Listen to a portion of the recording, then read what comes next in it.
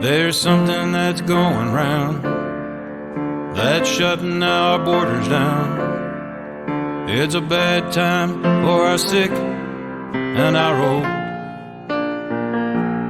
How long can this go on? Welcome to In Crisis, Travel Retail Voices, our new podcast series in which we speak to travel retail executives around the world to see how they and their businesses are coping with the COVID-19 crisis.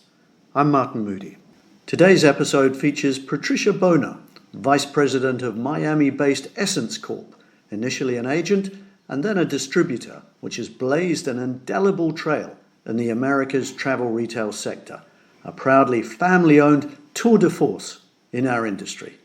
Patricia is undoubtedly one of the most respected voices in our industry in the Americas, an advocate of decent, partnership-based values in business, a staunch advocate for women's rights, a champion of the underprivileged, and a constant contributor to social and charity causes. I talked to Patricia on Tuesday and started by asking how she and her husband, Jean-Jacques, and family were doing. We're fine, actually, in Miami, because at least it's open space where we live. We can go out and walk and bike at least a little part of the day, and then there's plenty of space. But my family is all in northern Italy, in Milan, and my 91-year-old mother is there and alone, because she's not allowed out, and nobody's allowed to come to her apartment. It's really scary. But there's not much I can do. I can't go there. So. No, I'm sorry to hear that, Patricia. I mean, the people of Italy, particularly in the north, have had it so hard. And it is really bad. Yeah.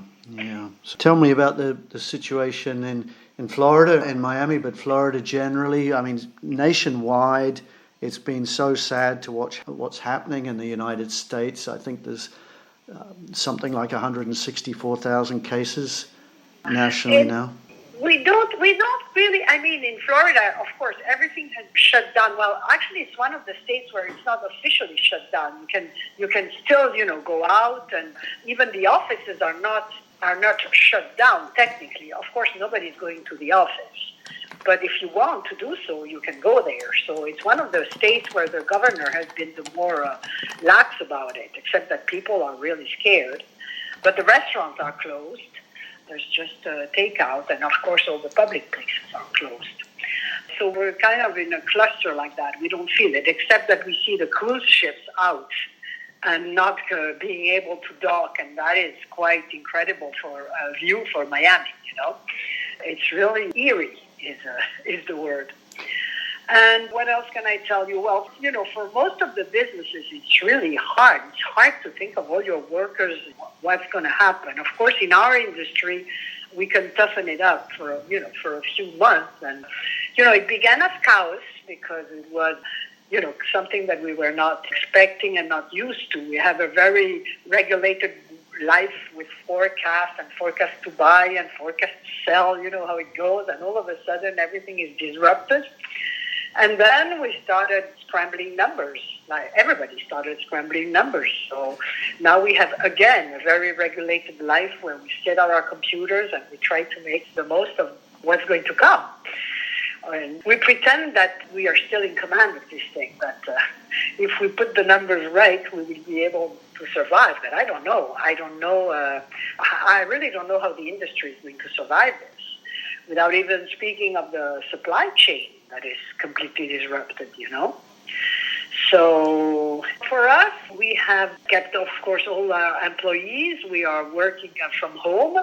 The good thing is that we're learning how to work from home. It was a big discussion a few months ago, people asking to work from home some days, and, everybody saying no, but we still need to meet, we need meetings, we need interaction, and all of a sudden, everybody has learned how to work from home and do the Zoom and Meet and thing.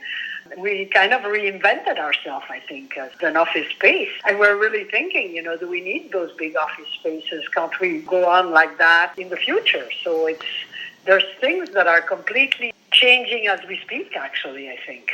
Yeah, I think, Patricia, we're all reevaluating the way we did business and the way we will do business in the future. Everything really has gone out the window. I've spoken to so many of your peers around the world.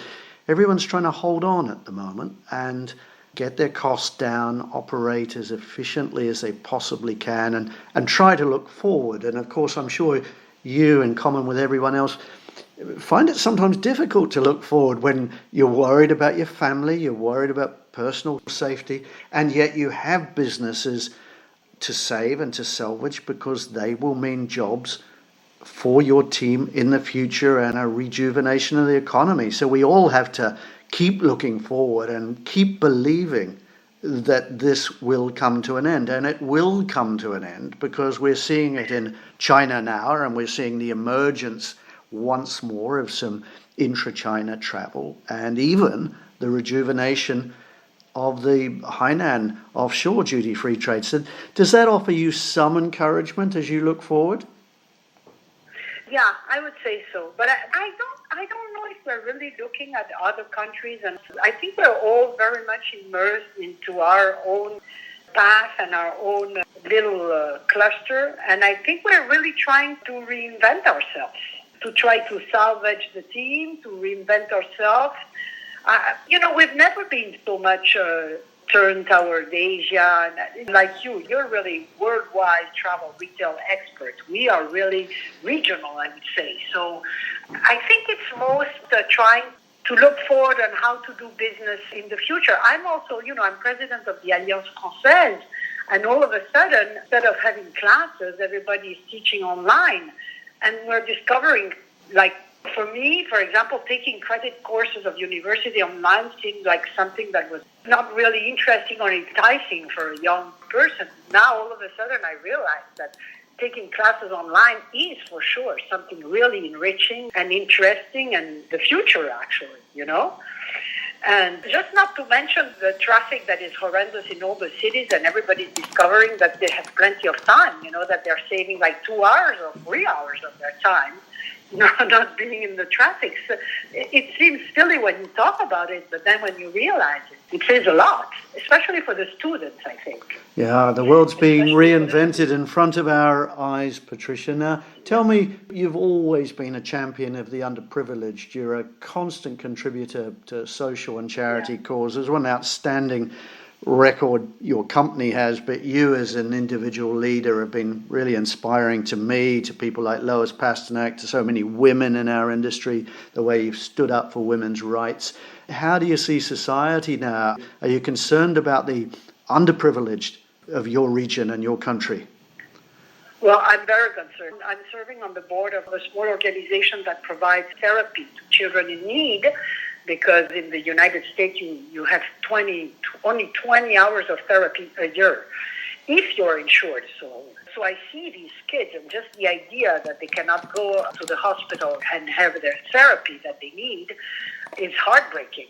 I think they're going to regress tremendously. So that's one thing that I see immediately, and I know those kids because I meet them. So just the idea that they're home and confined and no interaction whatsoever with anybody and missing their therapy is terrible.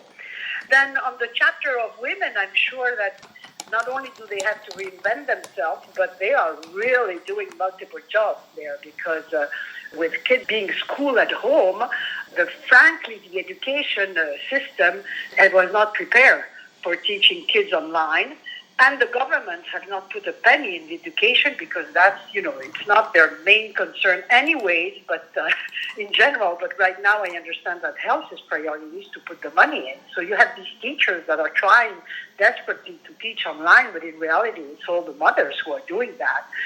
And they have their job to do too, and they have kids at home yelling. It's really tough on women, and not to say that the men and the fathers don't step up, but it does fall a lot on women. You are all of a sudden on the front line, even for the household, for the household things and groceries and etc. So I do think that women there are really multitasking much more than usual, and that's hard. That's very hard. Yes. For the morale, it's hard too, because you find like you're regressing. Not only are you confined, but you're confined at home, and you have to do it all. Indeed, and Patricia, a lot of women, of course, in the front line of medical services all around the world, in America and globally, and they're doing such a courageous job on behalf of us all. I hope today you might join wherever you are and clap for our carers. We've organised Yes, and what time is that? You can do that at any time at all. We're doing it in a few minutes, Patricia, because we lost the father of one of our team in Spain the other day. I saw that. Yes, I saw that. Really sad. So we'll hear your applause all the way from Miami, Patricia, because you're so full of life and vibrancy. I just want to close out by checking all the families okay. They're all well-known individuals in our business. Of course, Jean-Jacques, how's he doing? And the kids, let us know.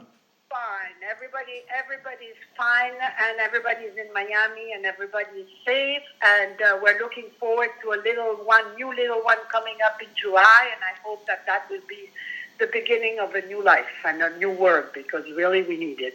We do indeed. Well, Patricia, thanks so much for your time. You and your family all stay safe. We're all thinking of your mum, and if the collective love from the travel retail industry could reach out into Italy, she would be surrounded and embraced by it. So you take care and her birthday is the day after tomorrow, so we will be sending, I don't know, love and virtual flowers, if that is something that we can do. Indeed. Well, we'll light a candle here as well. Patricia, thanks so much for your time. Okay, bye-bye, Martin. Big kisses and big hugs to everybody. Yeah, and to you. Take care, Patricia. Bye-bye. Bye-bye. I'm Martin Moody with In Crisis, Travel Retail Voices. And I swear one day we're gonna put this out behind us, and come what may, we will survive. I think it's safe to say that better times are gonna find us. Hope it won't be long till this trouble is gone.